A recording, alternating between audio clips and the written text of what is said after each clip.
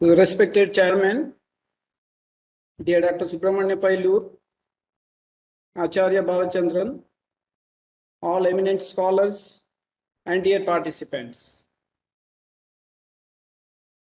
I'm going to present on the topic yogic diet for well-being. Yogic diet is that which is conducive to the practice of yoga and for the spiritual progress. And ultimately, it can help you to reach the ultimate goal of yoga. Well-being is the state of being comfortable, healthy, and happy. So the state of well-being is very important in every walk of life. If you are able to maintain it physically, mentally, and socially, so you are said to be healthy according to WHO, World Health Organization. Many thousand years ago, Acharya Sushruta also told that prasanna atma indriya manaha, the feeling of pleasantness or the feeling of the well-being should be there along with the physical fitness with respect to the mind, senses, even up to the spirit. Then only you are said to be completely healthy. So, to maintain the state of the health, to state of the well-being, diet can play a major role. It may be with respect to the spiritual progress, or maybe this to maintain the state of the health. Am I audible clearly? Yes, sir. Yes, sir. Okay. The traditional knowledge of yoga is there in practice since time immemorial. People used to practice it mainly for the spiritual progress in those days. If you compare the modern era, for here we are giving more importance for the health benefits. So as you know, yoga is the lifestyle along with the practices. So the lifestyle includes the food habits. So if you go to the traditional knowledge of yoga, there are a number of references which will explain the importance of food and its functions and how it will favor the spiritual progress and also in favor of the health. Taittiriya Upanishad in Bhrigu says, Annam brahmeti vyajana, annadhyeva kalmimani bhutani jayante. So food itself is Brahman. So by the food whichever you eat and your body is built up. So you will be living because of the food you are eating. And at the end, whenever you die also, you will be merged into the food. And if you refer Chandogya Upanishad, so it says, the food whichever we eat can be divided into three parts. The undigested part will be removed out from the body as feces. The foodies which get absorbed into the body will be utilized to build your body, the muscles and the tissues. So your body is framed because of the food you eat. And if you take the subtle forms of the food, the minute particles which will form the mind. It is like how we churn the curd to get the butter. Same way, whenever the food is churned within the stomach, the finer particles will form the mind. So the food will decide the nature of the mind. So food will be responsible to build your body, your mind, your senses. And your total personality can be built up based on the food you eat. And further, Chandogya Upanishad says, Ahara Shuddhau Sattva Shuddhi, Sattva Shuddhau Dhruva Smritihi. For by the purity of the food, for you can purify the intellect, the inner nature of an individual. By the purification of the inner nature, one can get the memory of the self. So by understanding or by getting the memory of the self, then all bondages will be removed out. So to reach the ultimate goal, food will favor. And if you take the references from two great Hatha Yogic books, great Hatha Yogi Swatmarama says, the importance of taking proper food so that it will favor the practice of yoga. Pushtam sumadhuram snigdham gavyam dhatu praposhanam manobhilashitam yogyam yogi bhojanam achare. So he says, what kind of food one has to eat whenever you are beginning for the yoga practice. So he says the food whichever you eaten should be pushtam. So it should nourish. It should nourish your body. It should nourish your senses. And it should be sumadhuram. It should have natural sweet taste. Snigdham, unctuous, so that it is easily digestible. Gavyam, milk and its products has to be taken. Dhatu praposhanam, the food whichever you eaten should nourish your dhatus. So dhatus are the body tissues. The food whichever you take will be get converted into different dhatus, and through which your body will be formed and body functions will be formed. Gheranda Muni in Gheranda Samhita says, Mitaharam vina yastu yogharambam tu karayet. So one should not begin the practice of yoga without following mitahara. Nanarogo bhavetasya kimchidhyogo na siddhyati. If you not follow mitahara, then you will not get success in yoga, he says. And also you may get affected with number of diseases. So if you take the reference for mitahara, so it says you have to take half of the stomach with solid, quarter with the water or liquid, and remaining quarter has to be left for the free movement of the air for whenever the food is get digested. And also food whichever you eaten should please the Almighty, which is within you. For the practice of yoga and its effect and the ultimate goal can be achieved if you follow the concept of mitahara as part of the life. And further, both Hatha Yogic texts explains different concepts of food. For the food which is agreeable, which is in favor of the yogi practice, and which is against to the progress of the yogic practice. So patya and apatya. So patya is nothing but which is agreeable. So which is agreeable to the body, which is agreeable to the mind, which is agreeable to the body functions, which is agreeable to the senses. So there is a list of items told by Swatmarama.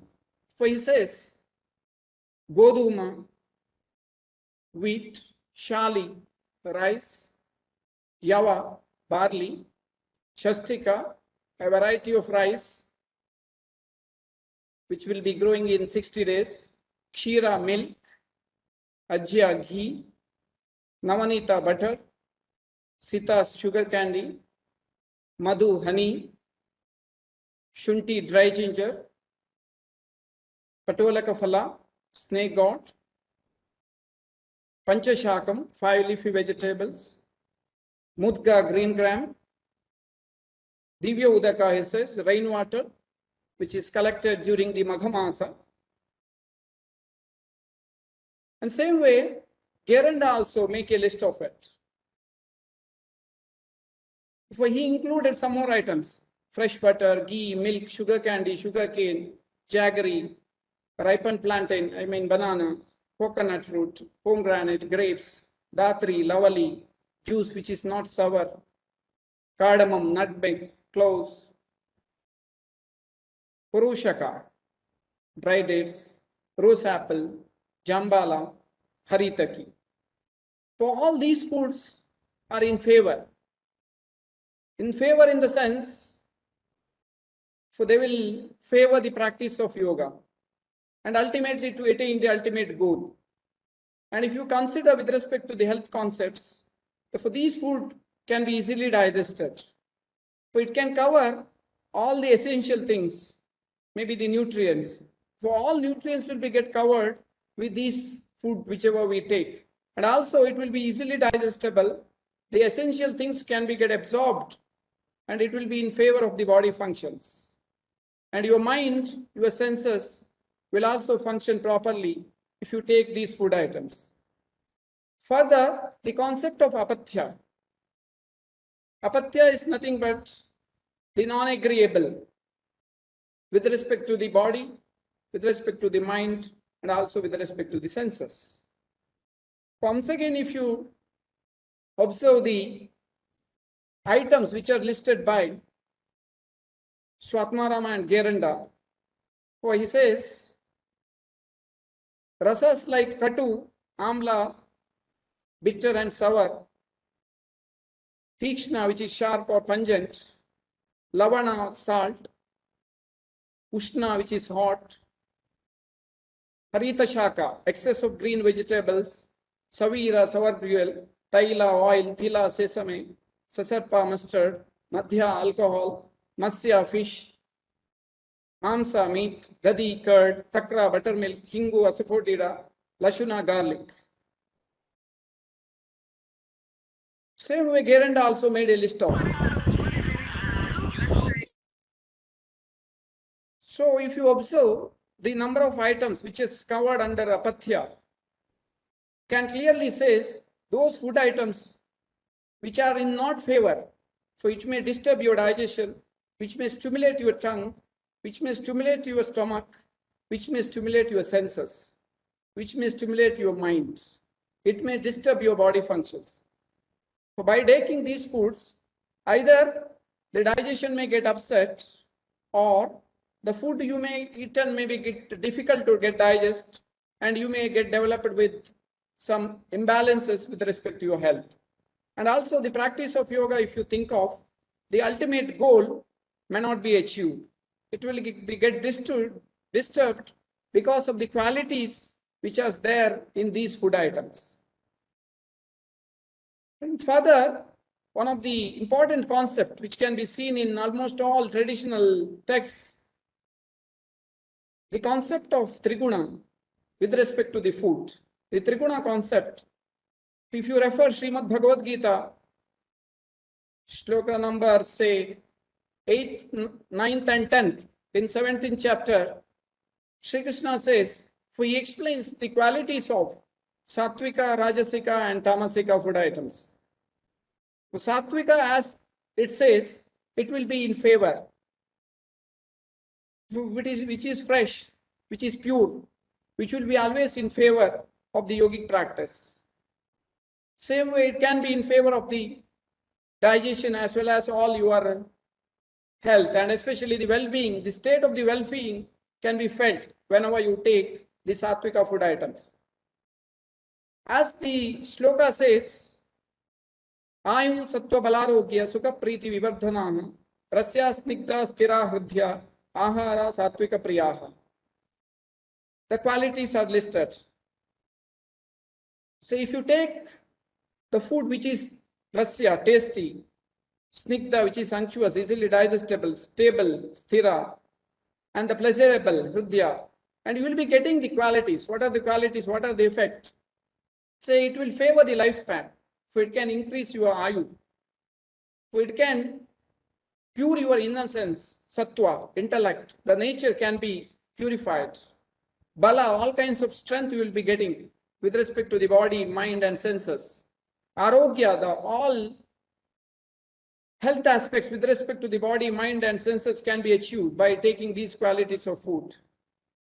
Sukha, it will favor the happiness. Preeti, this grace of love can be felt.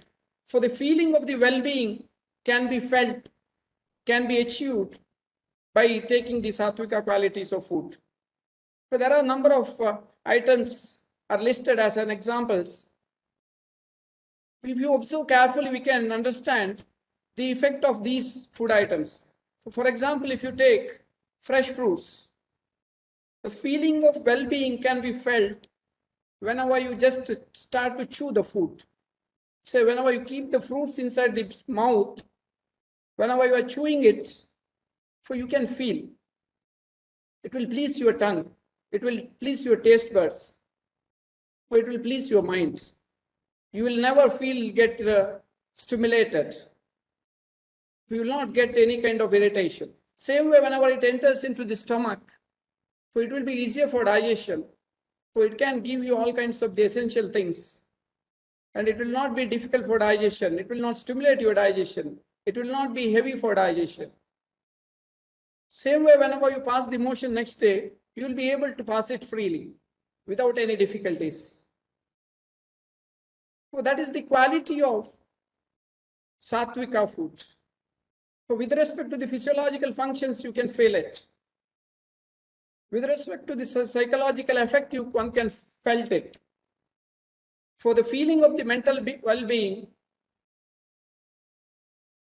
all kinds of the cognitive functions, so it may be the concentration, it may be the memory, it may be the judging capacity, it may be the reasoning capacity, will be favored by taking Satvika quality of food. Same way Rajasika, if you refer, so it will disturb, so it will irritate. Qualities as listed: pungent, sour taste, salt, hot, which are stimulating your digestion, which are dry, which is difficult for digestion. So number of examples I have given, so all will stimulate your tongue, it will stimulate your digestion, it can disturb your digestion. And same way, you may find it difficult to pass the motion next day. Same way, Tamasika food, which can be difficult for digestion, heavy for the digestion. So it may lead you to a number of diseases. And if you come to apply this concept of diet in therapy, so by observing the rasa which is present in the food, you can decide how it is getting affected. The shadrasa, swadu, amla, lavana, tikta, katu, kashaya will affect on the three functional constituents of the body, vata, pitta and kapha. Therefore, the first three rasas, madura, amla, lavana, will reduce the vata, and other three will increase the vata. Same way, pitta will be get reduced by madura, tikta and kashaya, and it will get increased by amla, lavana and katu. And kapha will be get reduced by katu, tikta, kashaya, and increased by madura, amla, lavana. So if you apply to the food, it can be used in a wise way to manage different kinds of the diseases. So there are a number of items I listed, so which can be useful to reduce the aggravated vata, like tila, grita, draksha, amalaki, etc.